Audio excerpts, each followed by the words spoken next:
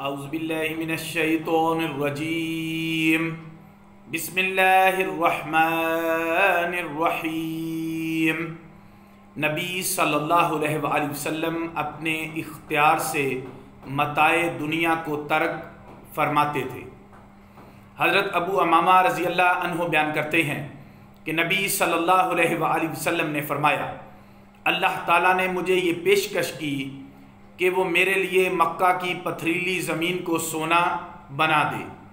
میں نے کہا، نہیں اے میرے رب، میں ایک دن پیٹ بھر کر کھاؤں گا اور ایک دن بھوکا رہوں گا۔ جب میں بھوکا ہوں گا تو تجھ سے عاجزی سے سوال کروں گا اور تیرا ذکر کروں گا، اور جب میرا پیٹ بھرا ہوا ہوگا تو تیرا شکر کروں گا اور تیری حمد کروں گا۔ امام بخاری اور امام مسلم نے حضرت عمر رضی اللہ عنہ سے ایک طویل حدیث کے آخر میں روایت کیا ہے۔ اس میں مذکور ہے کہ حضرت عمر رضی اللہ عنہ نے رسول اللہ صلی اللہ علیہ وسلم کے گھر کے سامان کا جائزہ لیا۔ حضرت عمر رضی اللہ عنہ فرماتے ہیں، رسول اللہ صلی اللہ علیہ وآلہ وسلم ایک چٹائی پر لیٹے ہوئے تھے۔ آپ کے اوپر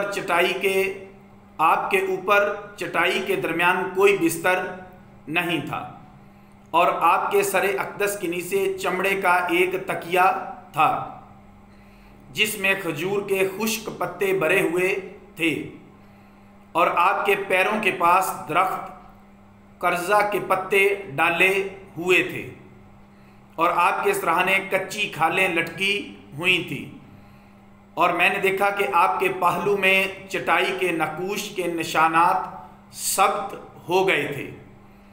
میں رونے لگا۔ آپ نے فرمایا، تم کس وجہ سے رو رہے ہو؟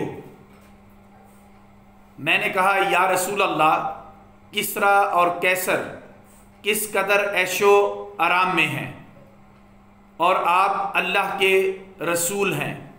آپ نے فرمایا، کیا تم اس بات پر راضی نہیں ہو کہ ان کے لیے دنیا ہو اور ہمارے لیے آخرت ہو؟ حضرت انس رضی اللہ عنہ بیان کرتے ہیں کہ نبی صلی اللہ علیہ وآلہ وسلم کے پاس بحرین سے مال آیا۔ آپ نے فرمایا، اس کو مسجد میں پھیلا دو۔ اور رسول اللہ صلی اللہ علیہ وآلہ وسلم کے پاس جو اموال آتے تھے، یہ ان میں سے سب سے زیادہ مال تھا۔ نبی صلی اللہ علیہ وآلہ وسلم نماز کی طرف چلے گئے اور اس مال کی طرف التفات نہیں کیا۔ جب آپ نماز پڑھ چکے تو مال کے پاس آ کر بیٹھ گئے۔ آپ جس شخص کو بھی دیکھتے اس کو اس میں سے مال عطا فرماتے۔ آپ کے پاس حضرت عباس رضی اللہ عنہ آئے اور کہا، یا رسول اللہ، مجھے مال دیجئے، کیونکہ میں نے اپنا فدیہ بھی دیا تھا اور عقیل کا فدیہ بھی دیا تھا۔ رسول اللہ صلی اللہ علیہ وآلہ وسلم نے ان سے فرمایا، مال لے لو۔ انہوں نے اپنے کپڑے میں مال بھرنا شروع کیا،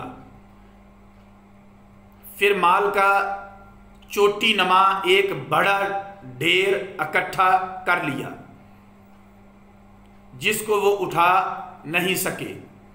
انہوں نے کہا، یا رسول اللہ، آپ کسی کو حکم دیجئے کہ وہ اس مال کو اٹھا کر میرے اوپر رکھ دے۔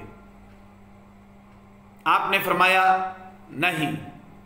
انہوں نے کہا، پھر آپ خود اٹھا کر رکھ دیں۔ آپ نے فرمایا، نہیں۔ انہوں نے پھر اس سے کچھ مال کم کیا اور اس کو اٹھا کر اپنے کندھے پر رکھ لیا اور چلے گئے۔ نبی صلی اللہ علیہ وآلہ وسلم کی نظر ان کا پیچھا کرتی رہی حتیٰ کہ وہ نظر سے اوجھل ہو گئے۔ آپ ان کی حرص پر تعجب کر رہے تھے جب تک ایک ایک درہم تقسیم نہیں کر دیا گیا۔ رسول اللہ صلی اللہ علیہ وآلہ وسلم وہاں سے کھڑے نہیں ہوئے۔ حضرت عقبہ بن حارث رضی اللہ عنہ بیان کرتے ہیں کہ میں نے نبی صلی اللہ علیہ وآلہ وسلم کے ساتھ عصر کی نماز پڑھی۔ آپ سلام پھیرنے کے بعد جلدی سے کھڑے ہو گئے اور ازواج مطہرات میں سے کسی کے حجرے میں گئے، پھر باہر آئے۔